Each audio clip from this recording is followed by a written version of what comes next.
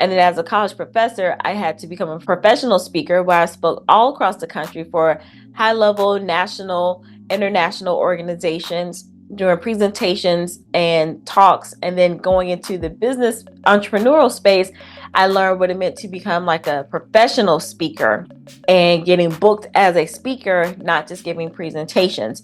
And then so I invested in that skill set to develop, even though God had already been working on me to develop that skill set. But I thank God for both. Hi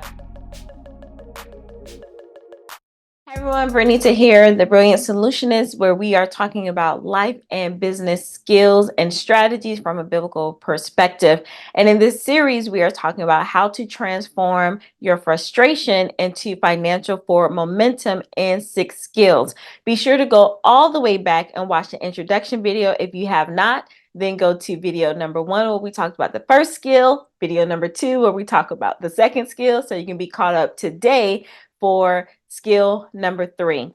And so the skill number 3 is speaking. And before I get into that, let me tell you how I got into speaking. And in case you see me looking over, I have my notes to make sure I stay on topic, but most importantly, to make sure I provide the value to you. So to get you to start thinking and take some action after you start watching these videos. I grew up in the church, but I tell you that because if you were like me, you also had to do speeches for Black History, Easter.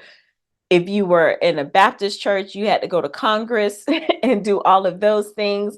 Then my mom, she taught Bible study, so I was involved in a lot of the demonstrations and activities. Then I was in oratorical contests and things like that. My mom always made sure that my sister and I spoke up for things that we wanted. We had to order our own food, talk to adults. Like, they always wanted us to talk. So then from there, if I wasn't scarred, I became an educator, which that's what we do. We talk all day, we speak.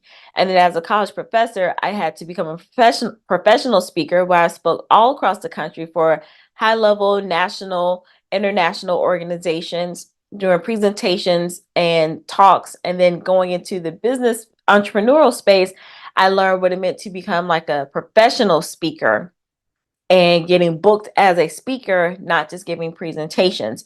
And then so I invested in that skill set to develop, even though God had already been working on me to develop that skill set. But I thank God for both. I have personal experience, professional experience, and now I guess more professional experience in the coaching industry space at a different level in the business space as well. So a wide range of experiences about speaking. And what I learned is that speaking is a skill. Yes, there are some people who are like blow your mind speakers and they are born with it.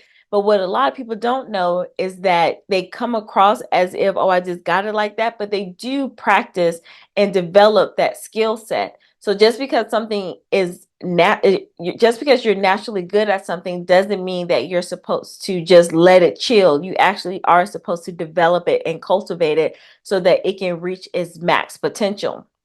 Now, that doesn't mean that if you weren't technically born, or you don't think that you're born with the gift or skill of speaking, you won't know until you actually get into it and start learning about it. And even if you don't become one of these top speakers, it is still beneficial for you in life and business to develop the skill set of speaking and learning how to communicate effectively. It will serve you well for whatever you want to do in life. Now we're talking about how to transform your frustrations into financial forward momentum.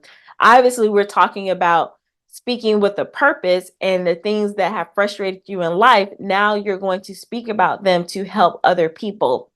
If you watch the intro video, I talked about Risa Tisa and how she is speaking. You can clearly see how her speaking, and I talked about in that video, how spilling the tea can lead to wealth. It is clearly working for her.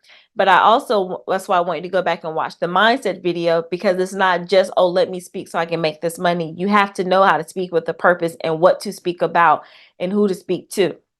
But before you even get into all of that, just understanding that don't shut yourself off from the possibility of becoming a speaker, because it's not always like the main keynote speaker, or it's not like an ET, or always like a Lisa Nichols or Tony Robbins. There are multiple levels to the speaking game, but you do want to make sure that you get into a space where you are developing that skill set of speaking, especially if you're asking God and praying to God for a financial turnaround.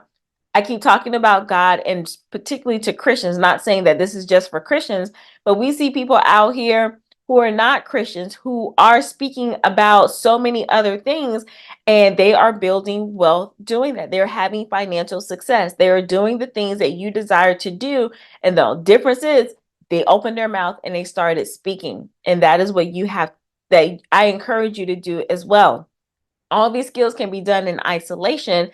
That is why you will hear people say, I'm just a professional speaker, and that's what I do. And they do fine. They build good businesses, they generate great income by just being a speaker. So you don't have to do all the things. You can focus on one and build up your, I don't want to say build up your wealth. I don't know. Maybe you can just become wealthy just by speaking. I don't think that's, yeah, not just by, like, people who you see that just speak, they have some of these other skills already put in place as well.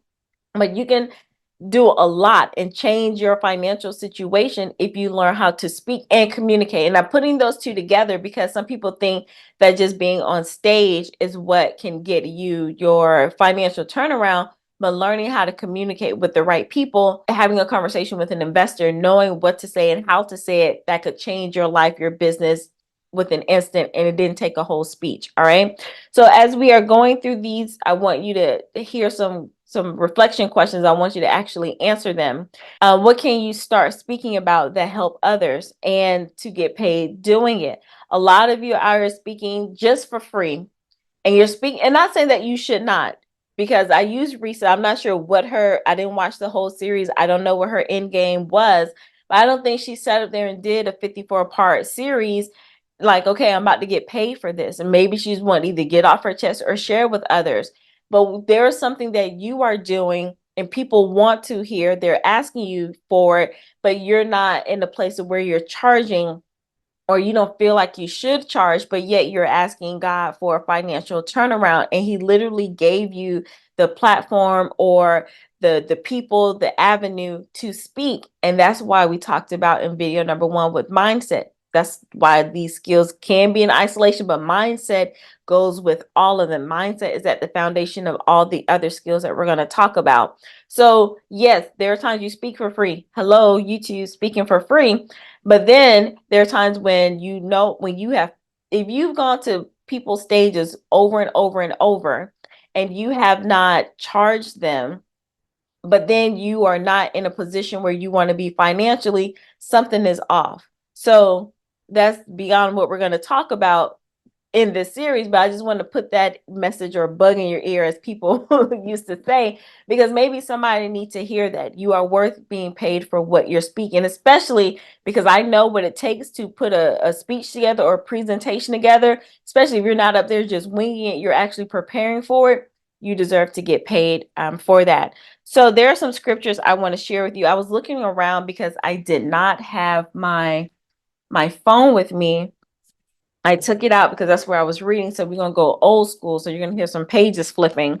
So there are eight of these that I prepared, but I'm not gonna read all 8 of them to you. If you want a list of the scriptures that I talked about as they pertain to each skill, comment down below, and I'll have a way of setting up the email for you all to get them. So the first scripture is in Ephesians. We're going to go to Ephesians, and I'm keeping this like real time so you can see, like, when you go old school and have to flip, you can't just scroll real quick on your phone.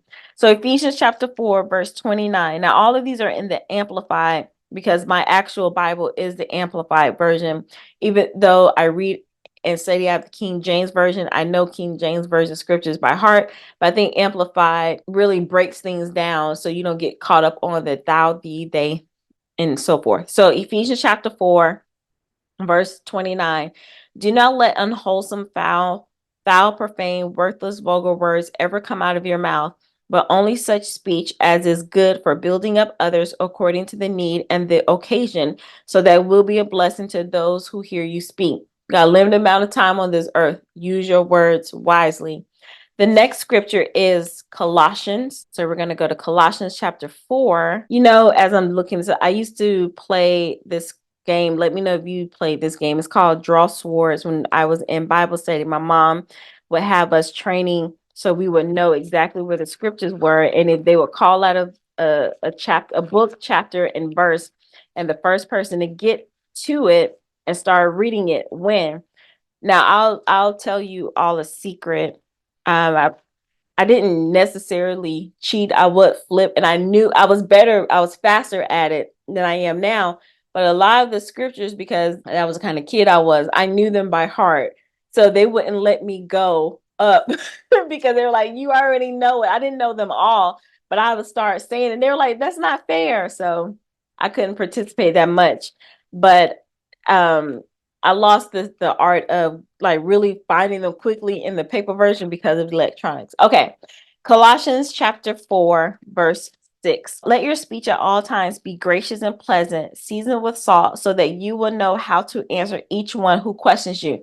That's why I wanted you to understand that skill set of speaking is also in communication as well. And communication, believe it or not, when you do it right in the right setting, it does lead to financial for momentum. It really can. Example, look at the people on like the show Shark Tank. They're not giving speeches, they're communicating their ideas effectively. And the people who are good at it, they actually get the money. The last one I'm going to share out of the 8 is from Acts chapter 18. Acts chapter 18, verse 24.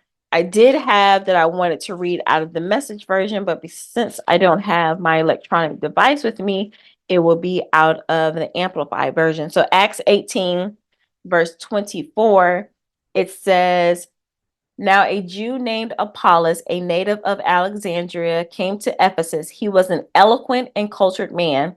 And the Message translation says he was an eloquent speaker, but it says eloquent and cultured man and well versed in Hebrew or scriptures. So that also lets you know to be there's a type of speaking where you are an eloquent speaker, which I'm not really demonstrating right now, but then cultured, also learning about a variety of topics and being able to speak about a variety of topics and situations with a diverse group of people. So you see how the skill set of speaking, which is not just being on stage, can really help you in the right setting have a financial turnaround. Some of you are already great at the gift of gab, and if you learn how to hone it and redirect it in a way, you're literally closer to the financial turnaround that you're seeking if you use that skill set. Some of you may be like, I don't even like to talk, but you will be surprised with the right training or in the right environment, you will thrive because that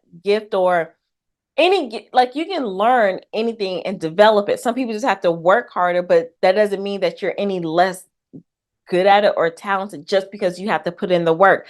I don't know where it comes from. It's like if it's not natural, then you can't be good at it. I became a cheerleader in high school. Like I had never flipped, tumbled, hoo-ha, none of that. Everybody else had been doing it since Pop Warner. They were 3, 4, 5 years old. Some of them even just like, well, I started at 7 or 8. Here I am, 13. It was a 12 or 13 because I started early. One of those ages, too old to be like, let me try. And I made all 4 teams.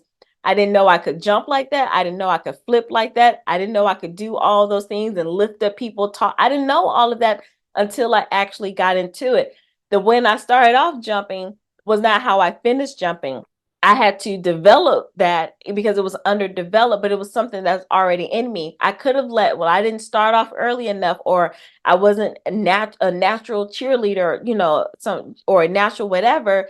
It was like, oh, that looks interesting. I want to try it. And then when I got into it, I had to develop it. I had to work harder than some of the other girls, but that didn't mean I was any less talented or skilled. No one said, oh, she wasn't born with it. So don't let that stop you. Again, for now is your self-work. I didn't say in the other videos.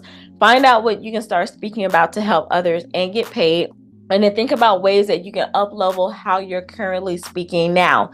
So if you're just winging talks and people are like, oh, yeah, that was really good, and you actually get paid for it, imagine what it would look like if you actually put more time and develop those talks. Same with presentations. And if you're teaching anything where you're using your mouth to communicate, to speak, or to deliver, what can you up level and work on? All right. So that's what I wanted to share with you. In case I didn't tell you, Jesus was the ultimate speaker. I'm going to say that in all of them because we can see his example throughout. And just know that there's wisdom in your frustrations, and people are waiting to hear what you have to say. All right. So thank you so much for listening and learning with me. If you want to stay connected, be sure to check out my latest book, Embracing Grit for Greatness. That information will be down in the description bar below. And then if I get enough people to say that they're interested, you may have to come back and see ways that you can get the other scriptures that'll go along with this series. And finally, make sure you like, comment, and subscribe, especially if you like this vibe. And that way you can be notified when the next part of this series drops. So thank you so much, and I will see you on the other side. Bye.